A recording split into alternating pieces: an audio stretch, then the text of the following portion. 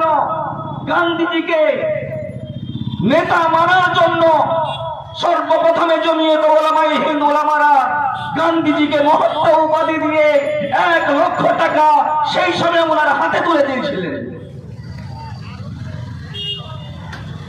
বেশি কথা বাড়াবো না, মৌলানা বাকিবুল্লাহ সাহেব আসছেন, বিস্তারিত বক্তব্য উনি রাখবেন। শুধু একটা কথাই বলতে চাই, আমাদের ওলামারা ইংরেজের বিরুদ্ধে আন্দোলন করেছিল ইংরেজকে তাড়ানোর জন্য। স্বাধীনতার পরে 1947 সালের পরে 2014 পর্যন্ত আমরা তেমন ভাবে ভারতবর্ষের মানুষ আক্রান্ত হইনি, কিন্তু বর্তমানে 2014 সালের পরে